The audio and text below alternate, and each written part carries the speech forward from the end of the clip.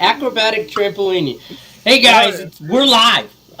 So it is game time decision with picks and parlays. I am Detroit Lenny. I'm here on August 2nd. It is Monday, I believe. Yes, Yep. it is Yeah. Monday, August 2nd. That's the hardest part of the show, by the way, is making Yeah. sure you get the dates right and the Yep. actual day of the week. So game time decision with picks and parlays. Again, it's Monday 2nd. I'm here with Nick and Tim Earle, as always, and we are going to. How you guys doing? First, let's just say hello. Say hello. Hello. Get that energy out there. Good vibes. Hello. Hi. Hello. Hello. Good vibes. Yeah. Good vibes. Hell yeah. We're gonna blow through some games today. Just some afternoon games. We're gonna go Nice. through. I'm gonna scroll with they're on at the bottom, and then we'll go over that. Tim, we'll start with you. Phillies, Washington.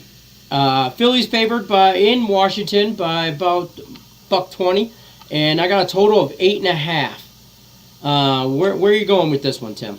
I went over with this one. We get Ranger Suarez for the Philadelphia Phillies, and this is going to be I feel like this is going to be a perfect combination for the over because it's a full game of the Philly bullpen. It's going to be a bullpen game. Suarez is a bullpen pitcher, so that's a big thing. I really like the bullpen, I really like the over. Philly bullpen not good. On the other side, you get Josiah Gray, who is making his first start with Washington. He was part of that Max Scherzer trade with the Dodgers, and he's 0-0, 6.75 ERA. I think this is going to be a higher scoring game. I'm taking the over. I think 8.5 is just way too low for this one. With Philly bullpen involved in this one, so take the over in this game. I like it. Nick, you have a play on this game? Yeah, I'm on the same page here. And when I was looking at the line here, it showed a little bit of a case of the wrong team's favored. I don't know how you're favoring this Philly ball club. I know Washington just sold a bunch of pieces and stuff like that. But how are you putting Philadelphia as a favorite with their bullpen, it being a bullpen game? Josiah Gray, I feel like, has a decent potential because he was part of that Max Scherzer trade. He was one of the bigger pieces of that Max Scherzer trade coming back to Washington here. So I like Washington team total over 3.5. I think that's a low number. I think they get at least 4 against this really poor Philly bullpen.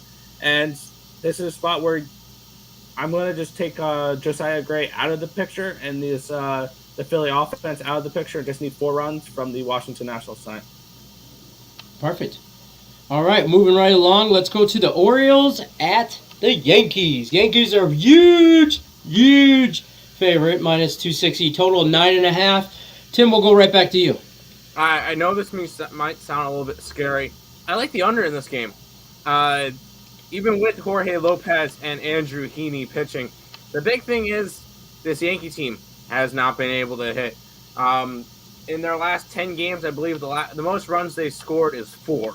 So I think their offense stays down. Yes, they just got Rizzo. Yes, they just got Joey Gallo. But I'm not a fan of the Yankee offense right now. And I think that these two pitchers can shut it down. Also, I want to look at a little bit more of another trend. Players that recently got traded during the trade deadline has made good appearances their first starts. I know it might seem a little bit like a weird line to go after, but I mean, look at Jose Barrios was able to get a win his first time with his new team. Kyle Gibson was able to get a win with the Phillies. Look at the 3 big Cubbies that got traded. They all hit homers on their first game. So I think that Andrew Heaney comes in, makes good impression with the Yankees, and I like the under for this game. Perfect. Nick, where you at? I'm on the same with this Yankees game. Yeah, I'm on the same page here. I like the first 5 under 5.5. I think it's going to be a lower scoring game. Both these teams have trended heavily towards the unders as of late. Phillies, their total has gone under 9 of their last 10 games, 3 in a row. Baltimore, 7 of their last 10 games, 4 in a row. So these are two teams that are struggling to hit right now. They have decent pitching. Baltimore is all suddenly getting a little bit more competent of pitching. And one stat I think I saw earlier today that might surprise people is actually the over or the under. My bad is 13-8 in Jorge Lopez's starts. So the under actually hits Interesting. more often than not in Jorge Lopez's starts. So yeah, I like the first 5 under in this one. And if you guys want to get a little frisky, sprinkle a little bit on that Baltimore Orioles money line. All these dogs are live today that we're going to be going over today. I have a plus 245 ticket on Cleveland right now. I like Baltimore at their money line. I like Pittsburgh's money line. I like there's a couple of these big dogs that I really like tonight, including Arizona as well. I think this is a very dog-heavy day, so every dog is live on the slate. I agree. Let's head over to the chat. Just say hi. Hi, Tim. Your hair looks good. Thank you. I put that in. When Vincent likes the Phillies' first 5. Yeah. I could get behind I don't that. mind that. Neil Coleman says, "What's up, fellas?" Steve says, "Hey guys." Nick Timley, hi.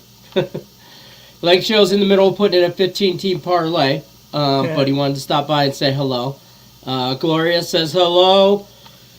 Virginia, really? go Yanks! Oh, hold on. That's my grandmother. Really? You go Yanks? Oh, come on. Oh, wait, that's your grandmother? That's my grandmother. Yes. Yeah. Yankees, Grandma. Yankees. And by the way, anyone watching at home, it's now 3-2 Indians in the top of the 10th. Oh boy. Yeah, Extra that's innings. happening. Extra innings. There goes my under. There goes half. There goes about 17 parlays. You guys can't see the whiteboard behind me.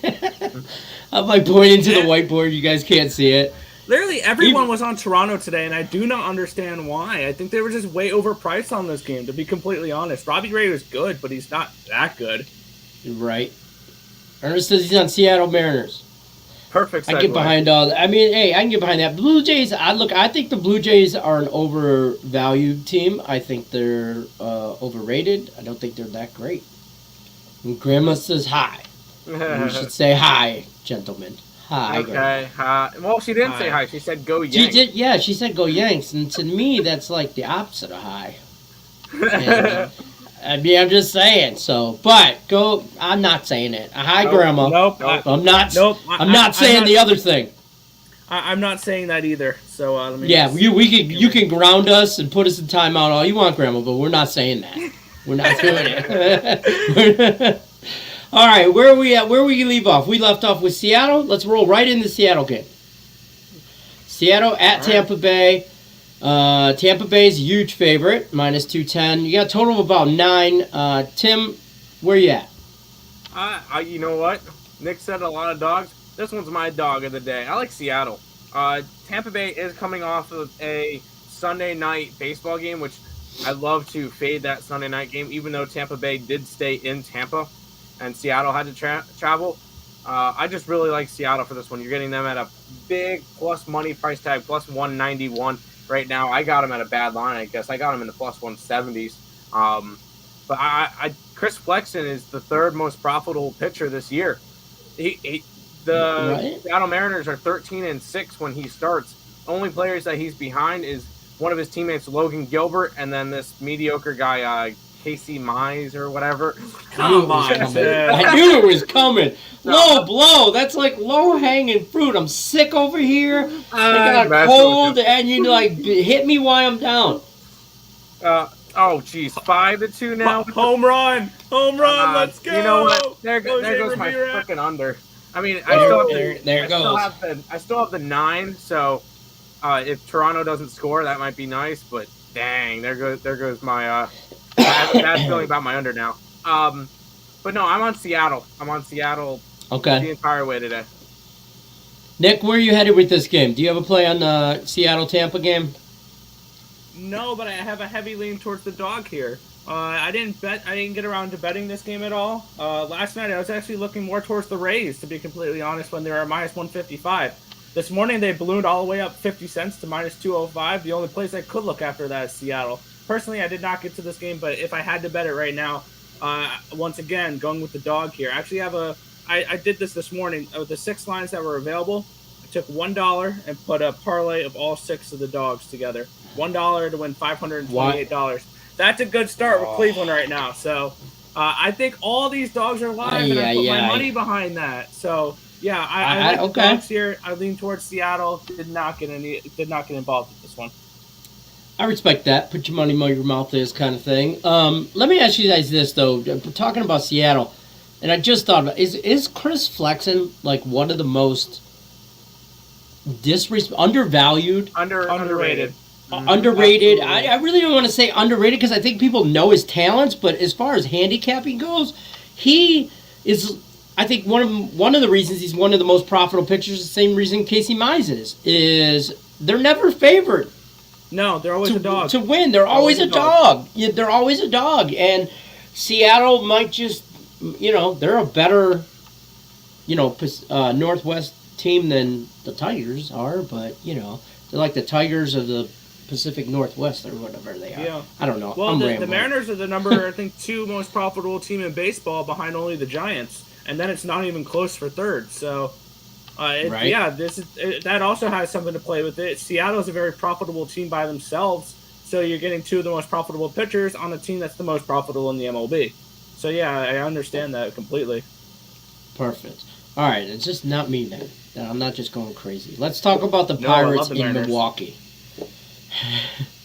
Pirates at Milwaukee. Milwaukee's another huge favorite.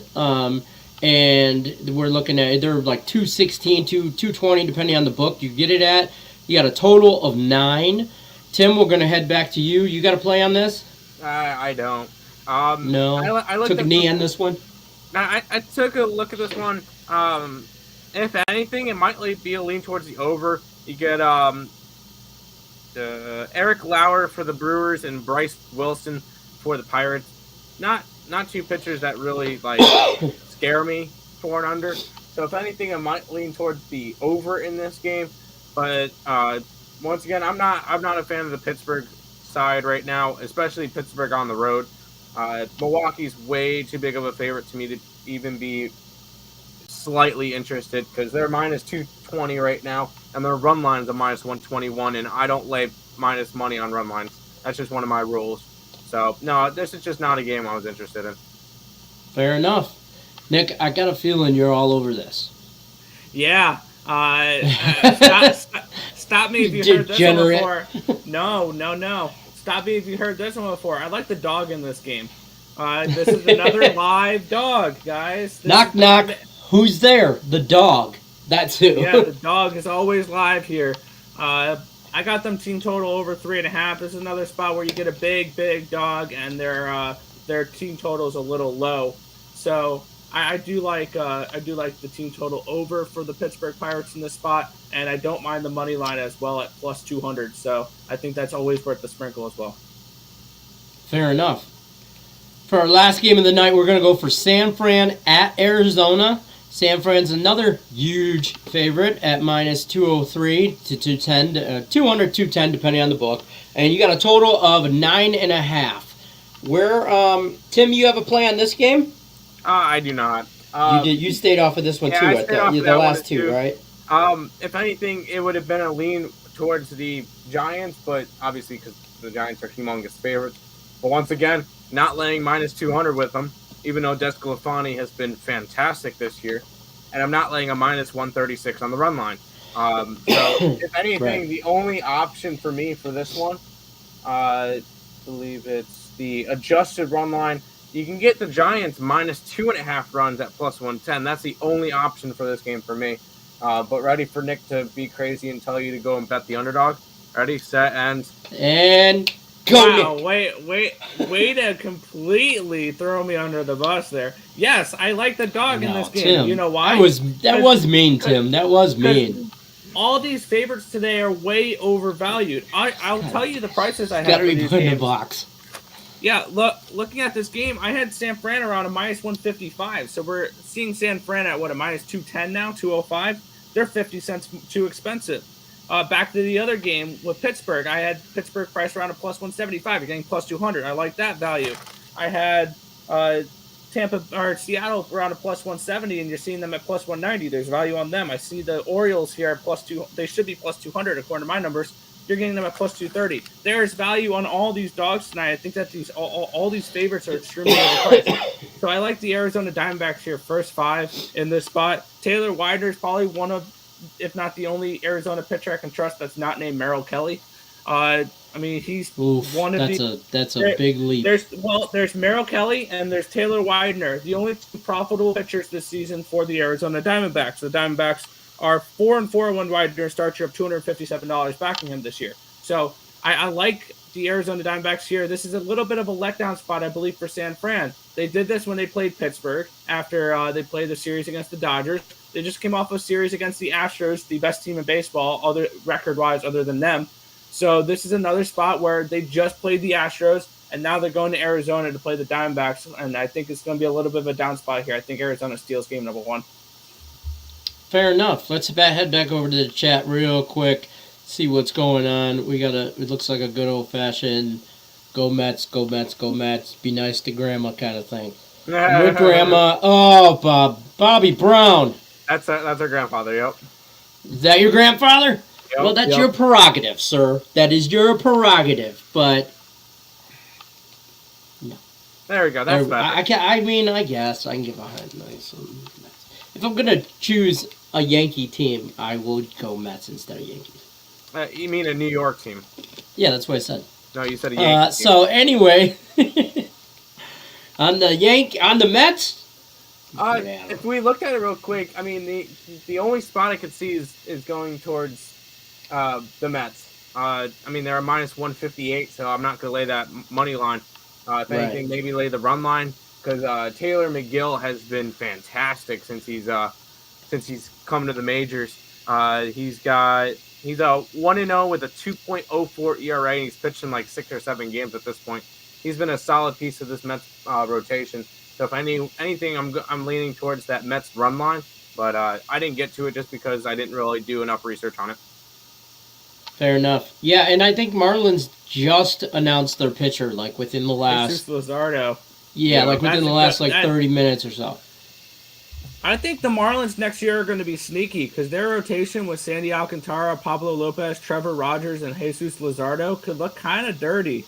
Undercover good, right? Undercover good. Yeah, they're going to be They're going to be sneaky. They're going to be sneaky. Yeah, and then we have Indians. Indians, huge dogs, and they're up 5-2.